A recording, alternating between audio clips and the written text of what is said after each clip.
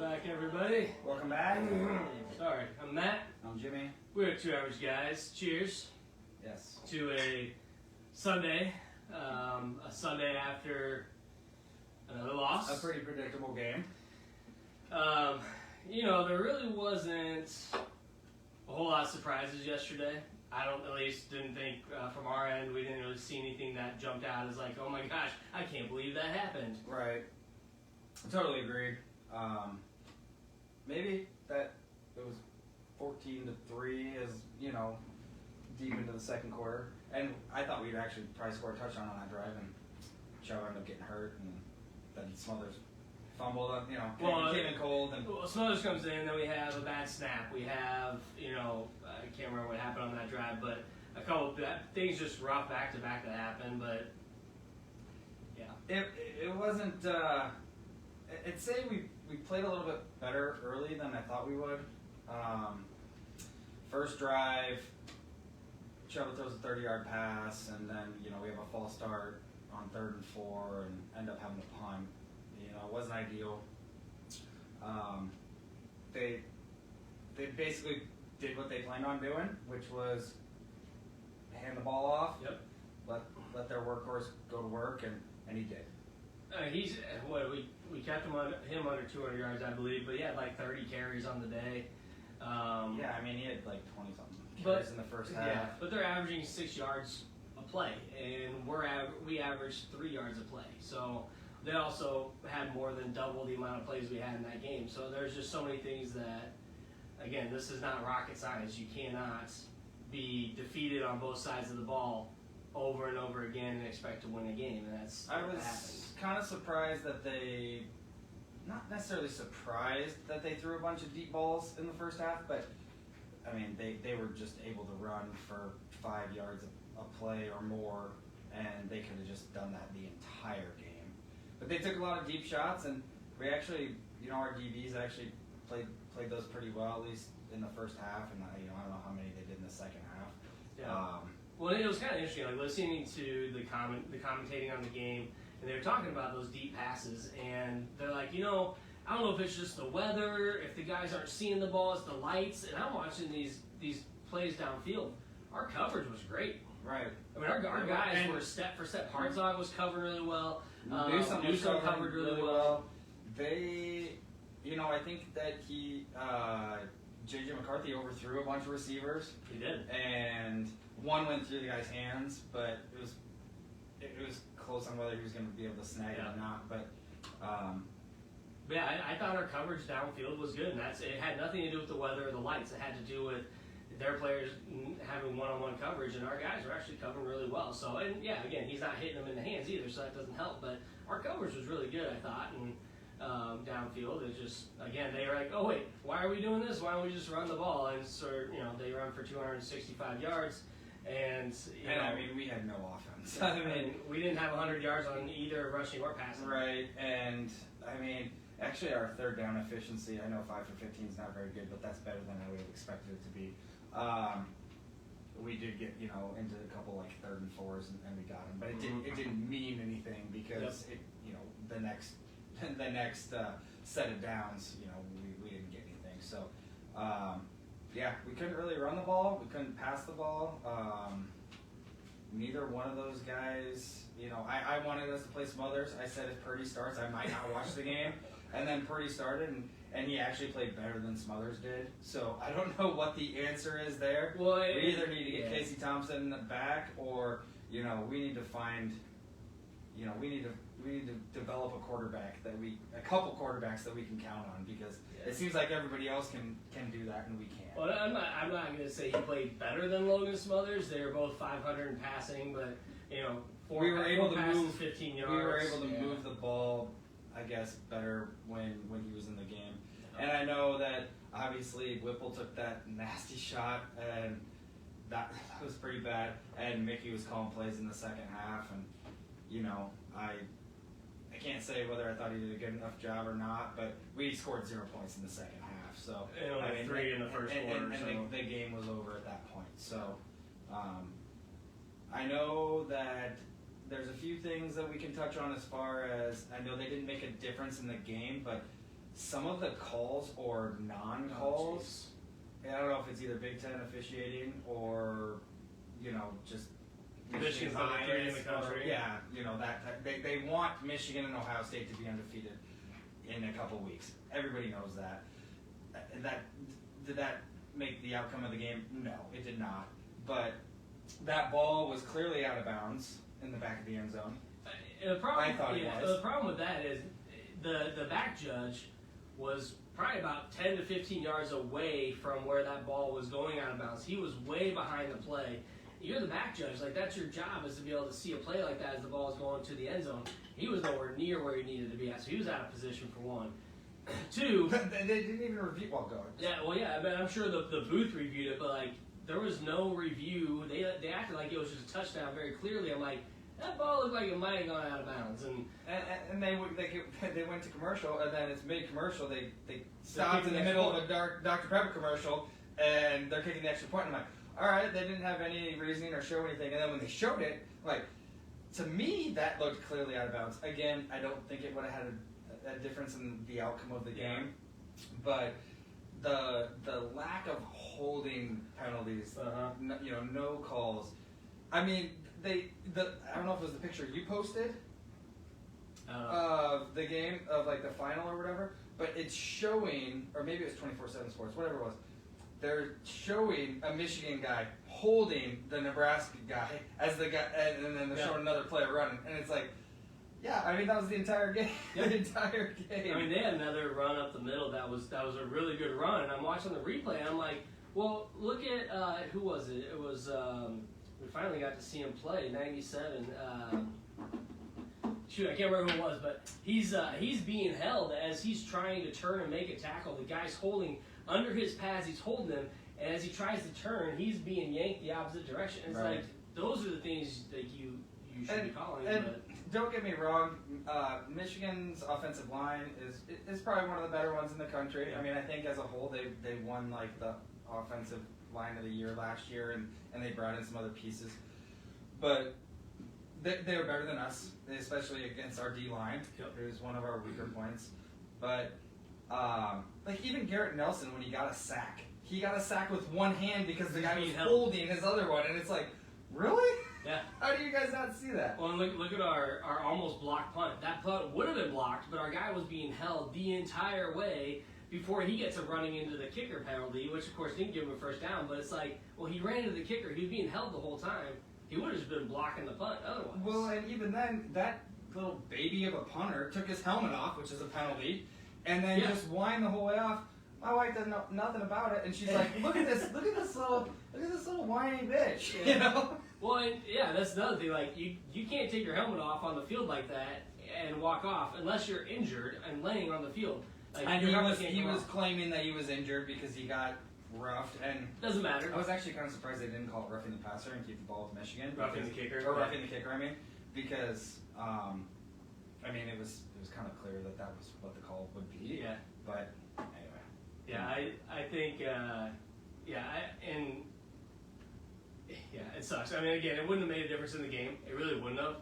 But it's frustrating when, again, we continually see this happen. And Jamie, I do agree. Once we start winning again, hopefully that will change. But Dan, we got to start winning. Again, I think yesterday went as expected. Do you know who's really happy about yesterday? Anybody who bet the overs? The over. And who bet the spread? Who took the overs off? Who bet the spread? The spread was 30.5. It was, So that touchdown was huge.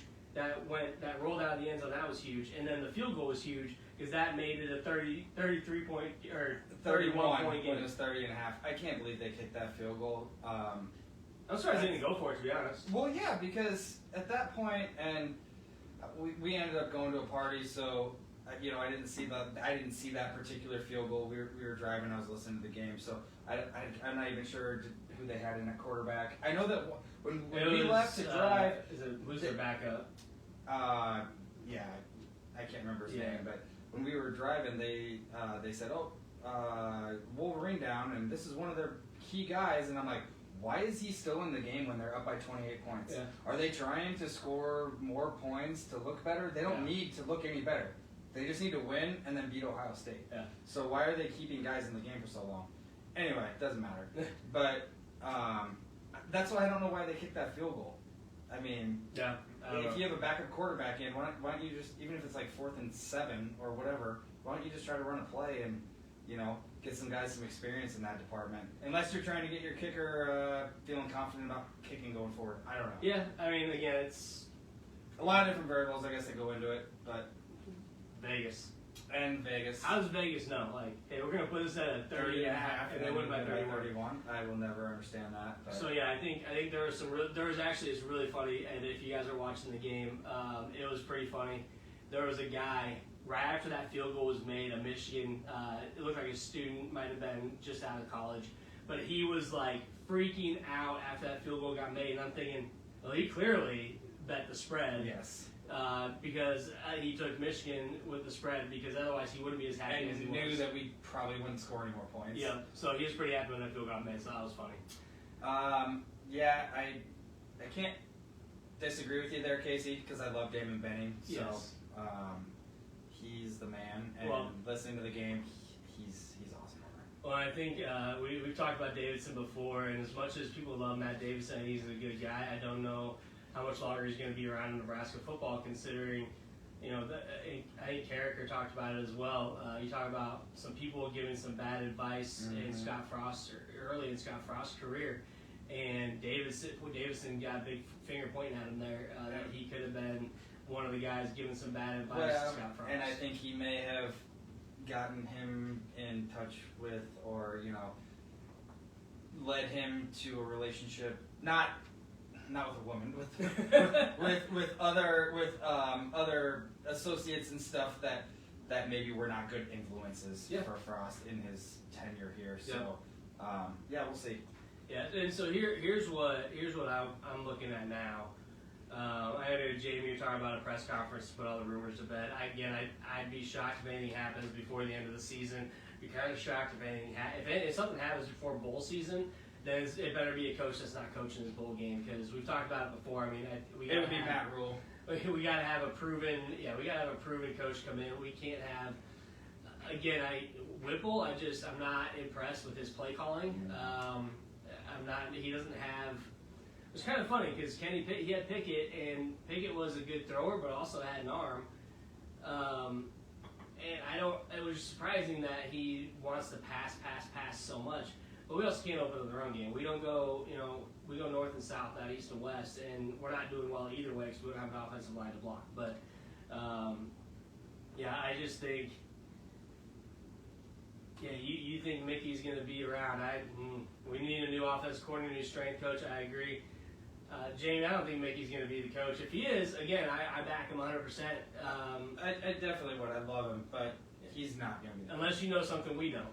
Send us a message. Yeah. But we like him a lot. And I know he's been dealt a terrible hand here because he basically just got thrown to the wolves. But if Whipple is what's doing what he can, and holding him back. That's true. If he could get the opportunity, maybe like a 1 year, or it's hard to say because you can't really do it in 1 year. But to bring in, his own, handpick a couple coordinators that he wants to hire and see how they can make it work. But the passion and the fight is there, and it's there with the team more than it has been in years, I think. But it's just not there talent-wise, and just the whole scope of it is just not lining up to be Mickey. Yeah, and again, we can talk about our defense again, because again, our defense did not have a terrible game. They really didn't. But when they're on the field, as much as they were, you got 35 minutes compared to our offense, 24 and a half minutes. Like, you're on the field more than you should have to be. Say total plays. Yeah, they had 20 more plays. 69 plays to 49, and not only that, they're running. Yep. And exactly. we can't even we dropped a lot of passes too. We did. So I don't know. I think our hands. I'm not sure what's happened to some. Vokalek dropped another pass. Palmer dropped one. Alante Brown had a couple catches, but I just think Yeah, I'm just not really sure. I don't. Donnie. There's just a lot of things not happening that need to happen. And again, like you mentioned here, Casey, strength and conditioning. We've talked about it before. Man, someone's got to get Duval out of there as well, because our strength and conditioning program has to be one of the worst in the country. If we're getting, I know again, Michigan, the teams we're playing in the Big Ten are good, but there's no reason why playing in the Big Ten we can't stack up against teams on the other side of the ball. Carricker said it again yesterday. One of the first things he posted in the first quarter is we're getting pushed around. Yep. We've been getting pushed around by every team. We got pushed around against Northwestern, Minnesota. All these teams know they can do it. They're going to keep doing it. And Northwestern pushed us around, and they've pushed no one else since. They've gotten pushed around every week and have not won a game since. Yep. Yeah, so we'll see. That Big Ten play, you just have to have somebody that can recruit the line. And here's the thing, if Mickey knows what to do when it comes to recruiting offensive and defensive linemen, bring it on. Like, we got to get these big guys. There's a guy for Michigan, defensive lineman. He's 6'3", 337 pounds. The dude's legs were about the width of my body. And I ain't the smallest guy, but they're huge. Like, we don't see that on our line. And I know, we talked about how we were excited about getting some of those smaller linemen on the offensive side if we were going to be running that type of offense where you're going to run the ball a lot. We did talk about that a few years ago. But if that's not what we're going to do, then we need those big, nasty guys, and we don't. And we can't do that. It's not. It doesn't work. Yep. I mean, we were at the game last week. I don't know, many of you probably go to a lot more games necessarily than we do, because it's typically maybe once or twice a year. Mm-hmm. But we were pretty close to we were on the Minnesota sideline. We were like 5 rows up or whatever. Their linemen were absolutely massive. Yeah. And I mean, we have massive guys too, but just even watching them, seeing the Michigan guys, they're just huge. And our guys are too, but they're slow. They don't have the strength. It's the speed and the strength. They don't have the technique and the speed and the strength. It is all strength and conditioning, and we lack so much in that department that it is just killing us.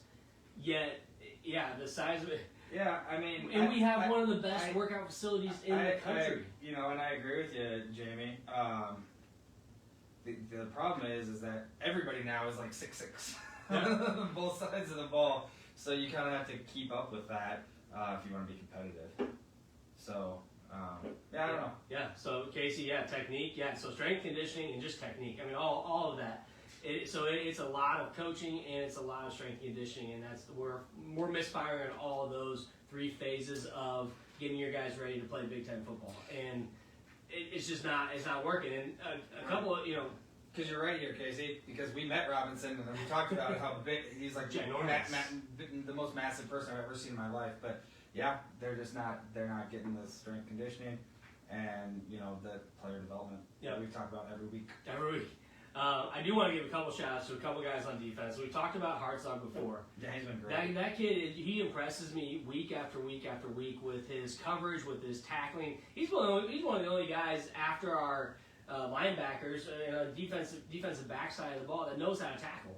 We got Newsome and Buford going out there trying to push people around. Like, you can't just shoulder a guy and knock him down. I mean, look at that ball that got fumbled into the end zone. The ball got fumbled in the end zone. The guy should have been tackled 5-6 yards back, if not more. Like, we missed 3 tackles before he fumbled the ball, and so we can't keep having these missed tackles either. And it's the same guys every week.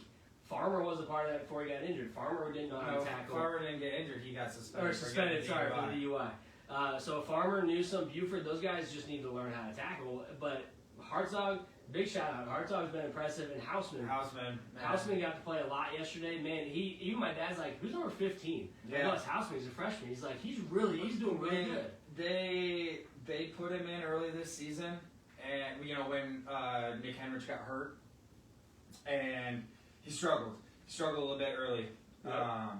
But he's a true freshman. I mean, that's to be expected. And he's gotten that game experience, and he is getting better and better every week. And he looked really good yesterday, for the most part. That's tough. Tough matchup. Tough matchup there for a linebacker like that. You're making a lot of tackles on a really good running back, and offensive linemen that are getting to the second level. So, oh God.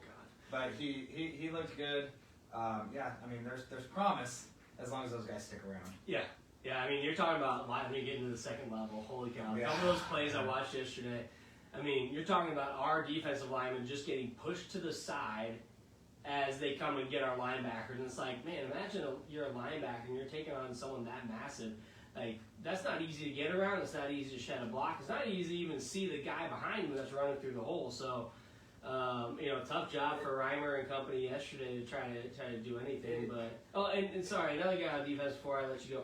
Gifford again. Gifford's been impressive this year, right? Massively impressive. I think those three guys, Gifford, Hausman, and Hartzog, are going to be the heart of the defense moving forward. Those guys have just as bad as the season has been. Those three guys have been super impressive and fun to watch, because you can see the heart that they play with.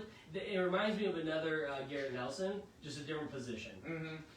They're using their form, they're using their football knowledge to make plays, and that's been exciting to watch for me. Well, and going back to Gifford, he did get beat on the one touchdown pass that they threw, and he was kind of wide open. Broken coverage. But he had to switch positions to fill that void of not having Farmer because he got a DUI. So he stepped up and, said, I'm willing to change positions to do what I can for the team. And I thought he was pretty good. I mean, that was a good play call, whatever it was, a lot of movement going on. But you're totally right as far as those guys, and hopefully we can just keep them around. You never know what's really going to happen. I'd say we might lose more guys on the offensive side of the ball, but it depends on who the next coach is and who, if we can keep Mickey and who sticks around, and or if it is Mickey, what kind of bond the guys have on the team, and so how they stick around, whatever.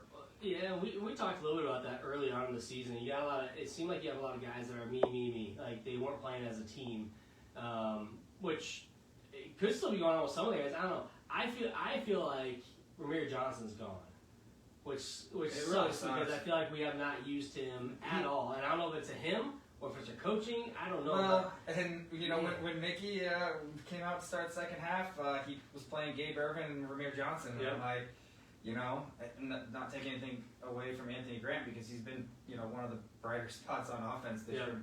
Maybe not during some of these later Big Ten games, but those are guys that we really like, and I think they're potentially really good players, or they are really good players, and they haven't been utilized very much. So, we're probably going to lose a couple that hurt, or that I like that is going to hurt, but that's going to happen everywhere. So. Yep. Well, in case, like you mentioned, our offense, not getting much time on the field keeps our defense on the field a lot. Getting gassed, like Donnie says, they're getting gassed, running out of gas, and that's part of the reason. Part of it again goes back to conditioning. That time of possession, Casey, was about a 10-minute difference, 35 to 25 minutes on the clock, approximately. So, again, it's last week. I think it was closer to 40-20. Might have been a little, 38 to 22, whatever. But again, when it's that lopsided in time of possession, you're running 20 less plays, and their plays are mainly run. We are going to get gassed, and our guys just can't keep up with that type of pressure. And unfortunately, you can't win games in any conference if your time of possession is that lopsided, unless you're getting a lot of turnovers on defense. Well, and we're not. One other thing, and I kind of wanted to get your opinion. I was going to ask you about it yesterday, but I was like, we'll just talk about it tomorrow. So live, so then we can just talk about it and see what you say without you really thinking about it. But early in that first half, we had a couple of 4th and shorts. Mm-hmm. Did you think we should have gone for those?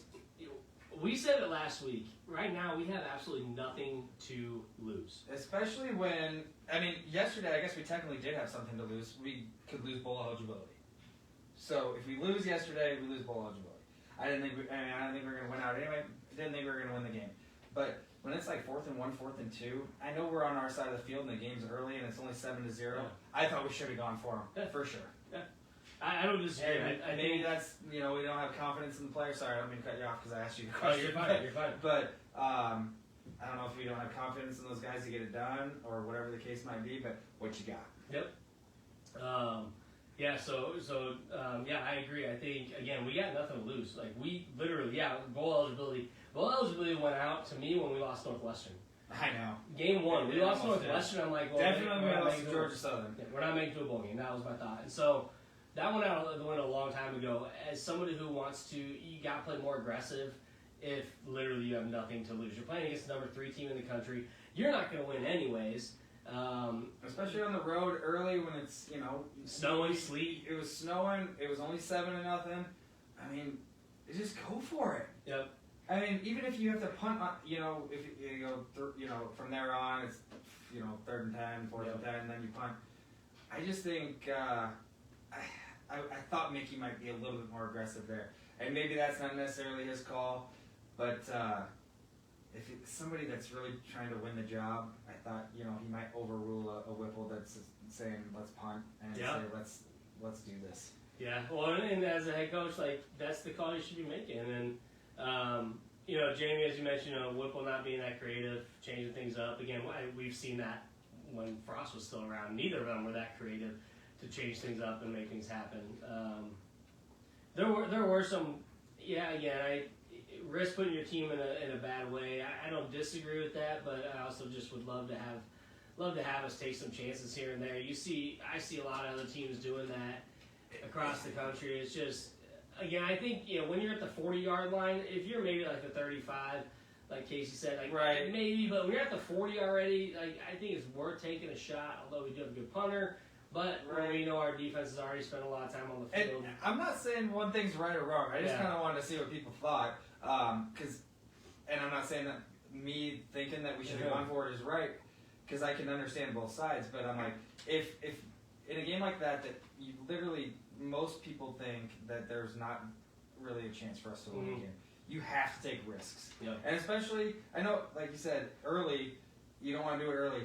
If you do it early, though, and you can capitalize, you might be able to get some momentum going. And get some points, and then, you're in it late. So that was just kind of how I thought. Yeah. Yeah, well, one thing, again, I mentioned it last week. Coming into this game against Michigan, we had nothing to lose. Again, yes, bowl eligibility, yes, but I think having that nothing to lose attitude and just F it, let's just go, let's do it, let's go for it, let's throw the book at them. Again, we didn't throw anything at them. We did the same thing we've been doing week in and week out, the same Manila offense, nothing creative, nothing. I would have almost rather have done a trick play and thrown an interception or something, because it would have been, we were trying something. We were trying to make a splash play or something, but it was just pretty plain, and like you said, it was just an uneventful game. Really, Michigan was pretty Manila too. They didn't do anything impressive. It was just run. Like, there wasn't any flashy play. I think the most flashy play was Whipple getting taken out on the sideline, and then when Alante Brown tried hopping over the dude and got a helmet right to the groin. Like, those are probably the two most eventful plays, and that even the commentators, that's the most exciting they got during the game. It was just very like ho hum. Well, both sides of the ball. Probably one of the more eventful plays was the one kind of long touchdown they had that there was a fumble. But with the way that the review just wasn't really it just fizzled out. It didn't really make it seem like it was a bigger play in the game. So it was kind of boring. Yeah. I think trick plays, Casey. I think the Palmer end around. Maybe a couple trick plays this year. That's probably about it. And sometimes in inopportune times when it wasn't the right time to do it, but. The end around with Palmer was terrible. Yeah, that's the thing. Like, I don't even when I say like throw the book at them, I don't even know what our book looks like because we just haven't seen shit in years. Like, there's just nothing. There's nothing that's going to surprise another team with Nebraska football, and that used to be a good thing when we won a lot because it was option offense, and that was really good. You weren't going to throw any surprises. Hey, we're running the option. Try and stop us. Right. We can't do anything like that now as an offense, and we're seeing some of these teams again, especially the Big Ten. We're going to run at you. Then we're going to run again. We're going to run again. We're going to run again, and they're going to stop us. Then at one point, we might catch you off guard with a little quick pass or something. So in Nebraska, they don't have to do that. They just keep running the ball. Exactly. But we can't do that with our run game, so we don't have an offensive line to block. We don't have an offensive line to open up holes, at least for more than one play. So we can't continue to run, or even run, pass, run. We're going to do a bootleg, or we're going to do something crazy here to throw you off balance. So we just don't do that. Yeah. But that hasn't been Nebraska football in a long time. So yeah, no trick play. Yeah, anything where that's putting us behind the line of scrimmage to make things fancy right now is just too scary more than anything else. Well, and that's the thing. I mean, we talked about it. You know, it seems like almost maybe not everybody, but decent Power 5 teams, they can lean on a backup quarterback and they can win them games. I mean, happened last week with Minnesota. Yeah. I mean, their backup quarterback was played better than their starting quarterback, and I see it down the line. You just watch other games and we just don't look like the other teams. Nope. And I mean, when you have 71 yards up passing, 75 yards rushing, vice versa, whatever it was, I mean, that's never going to win you a game. So. Jamie, yeah, I don't know if I want to know that number. How many 3-and-outs that we have over the last 3 games? Oh I would not even look at 3 games. I'd look at the entire season. But 3 games would be extremely telling. But over the entire season, yeah, I don't know if I flip out of my recliner. I probably flip over it. Yeah, I would absolutely be flipping my recliner. I would be throwing it out the door on how many 3-and-outs we've had, because again, that tells you everything you know about the defense and how much they're going through every game. Again, doesn't give them a pass at all on anything, but when they're out on the field for 10, 15 more minutes a game than the other team, that tells you a lot. And really, in this game yesterday, the second half was a lot different than the first half when time of possession, because in the first half, at one point, we were like dead even at like 13 minutes. And I think we were pretty even as far as yards. Yeah. Maybe not at that particular time, but we were pretty. I mean, it wasn't that bad.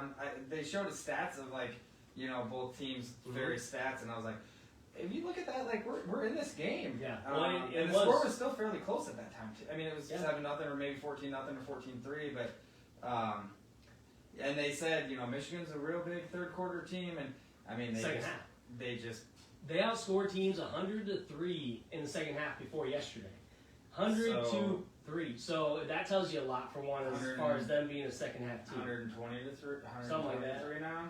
But again, at like the 26-27 minute mark of the game, only a few minutes left before half, time of possession was fairly even. So that means in the second half, when they had it for 22, 23 minutes in the second half alone, again, like you're just putting yourself in a bad spot when you can only have the ball for 7 minutes in the second half. Again, like that's rough. That is rough. The defense is going to hold you as good, as well as they can. Yep. And eventually it's going to break. And I mean, it was already broken by that point. Mm-hmm. But still, and that's what I feel bad for some of those guys, because we've kind of harped on the defense, but I think those guys they're playing tough. But how can you play tough all game when you're on the field for a majority of it? Yep. You can only do what you can do, especially when you're playing against those big guys.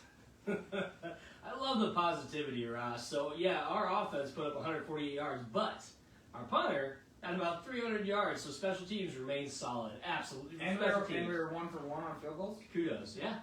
Which is funny, is that when we went for that field goal, I'm like, damn it, like, you used to think over and over again, like, crap, we got to bring out our field goal kicker, like, no, we're not getting any points. And now it's like, all right, we're going to make this field goal. Like, it doesn't matter if it's 25 yards, 45 yards, like, you just feel like, all right, we're going to put some points on the board. If we wouldn't have kicked that field goal, we probably would have ended up with 0 points, because we would have gone for it on 4th and probably wouldn't have gotten it. But it kind of brings me back to, in a game like that, do you go for it? Do you take the risk? I mean, it's like going for it on the 4th down. Do you go for it in that spot? Was it 10-0 at that point? It was 14-0. 14-0. So we made it 14-3. It made it 14-3. So I can totally understand it, and you probably expect to get into scoring range a few more times, which we just didn't. But I don't know. Just another question that I was curious about what people's answers might be on that, because I mean, it seemed like us lately. You gotta take some risks. Yeah. But. Yeah, again, it's 14-7, 14-3 at that point. It makes a big difference. They get a field goal, makes it 17-3. Again, it wasn't a terrible first half, but again, making adjustments in the second half. We still have yet to see us make adjustments to where it gives us any sort of chance of looking like a team that's going to come out and win a game in the second half. I think we've seen it one game this year where we had a good second half. Other than that, it's pretty predictable on what we're going to see in Nebraska. And so going off of predictability, I'm not expecting much next week against Wisconsin, who again is not having a great season. Confidence, I don't have the confidence. Do I think we can win? Absolutely. Will we? I hope so. I hope Casey Thompson's back and we see a completely different game than we have for the last couple of weeks. Yep. Because it is not fun to watch 3 and outs over and over again, and then a 30-yard pass and then a penalty and then a punt. I mean, it's just it's not fun to watch. Yeah. Again, I still think Wisconsin and Iowa are both winnable games. Very, very winnable games. If we have Casey back for either of those, or if we start Smothers for either of those. I mean, we're going to have to because Chubb's hurt. He got a high ankle sprain. Well, yeah, he's probably done. But if Casey's back, that's great. If he's not, Smothers, let's get it done, man. Let's beat Wisconsin. We haven't beat them in 8 years. Let's beat Iowa. Beat them in 7 years. So or more. Let's get 2 more wins on the year. Let's end on a positive note. I think we can do it. I really think we can do it, but we have to stop. Yes, we have to stop Allen in the run game. And so yeah, it's going to be tough. It's going to come down to not only our defense, but it's going to come down to our offense putting up points. Again, if we're going to let them score, it is what it is. Let's get some points too, though. We can't put up 3 points and win a game. Right. We can't put up 10 points and not score again and win a game. It's not going to happen. So, 3 yards per carry, absolutely, Jamie. I agree. We got to keep them low on the rush yards, and that's going to help us. But goddamn, we can beat both these teams. We can. I agree. And I hope we beat at least one of them. Yeah. God, we haven't beat either one of them so long, and we need to beat one of them. End that streak. And if we're going to beat somebody, beat Iowa. I was going to say, they'd both be fantastic, but I don't. Wisconsin, honestly, the Iowa fans just love to hate on us, so I'd love to beat them. But I want to beat Wisconsin because I feel like that's a bigger win to me. Iowa's been pretty quiet this year about Nebraska just because they're not having a good year either. They're not having a great year. Did they win yesterday? They beat Iowa. Iowa beat Iowa? Iowa beat Wisconsin. So. Okay. Oh, man, so we got to beat Wisconsin, then beat Iowa. That'd be fun. Yeah, for sure. So, I don't know. I don't got anything else. That was about 30 minutes longer than I planned on talking today, but this shit happens. It does, especially if you have a couple beers. So. Yeah, so Jamie, we absolutely can. Again, I have no doubt in this team's ability to win games. It is once you start the game and you start to see the patterns of the same things happening over and over again. And what's great is it's not penalties this year. We're not having our penalties have got to be down 75% from last year. What we've complained about for the last 2 years basically was penalties, special teams, and both of those are good this year. Now it's our offense sucks, but. If I'm not complaining about penalties, that's great because yesterday there were only 5 penalties in the game, and we only had 30 yards for 4 penalties and 30 yards, and they had 1 for 15. Again, that is not a bad game discipline-wise. Our discipline, it's not that our discipline as far as penalties isn't there.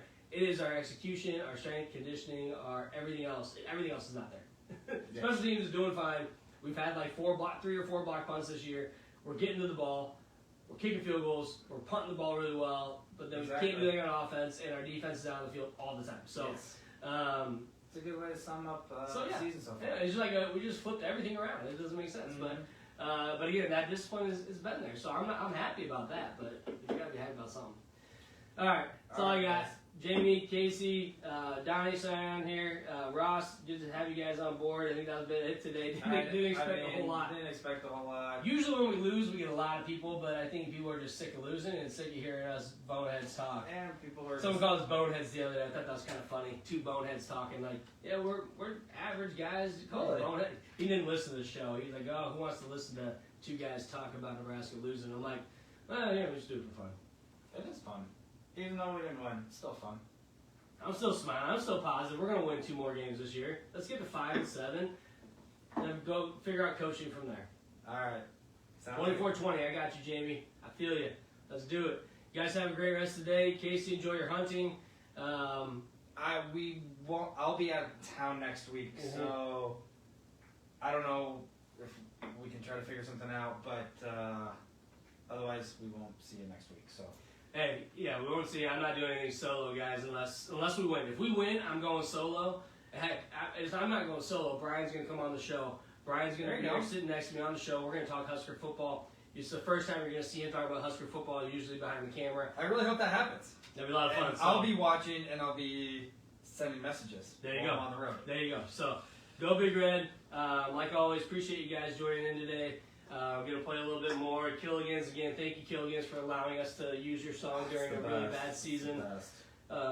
Which, by the way, if you haven't been to a game, Go to a game and hear it in the stadium. It's amazing.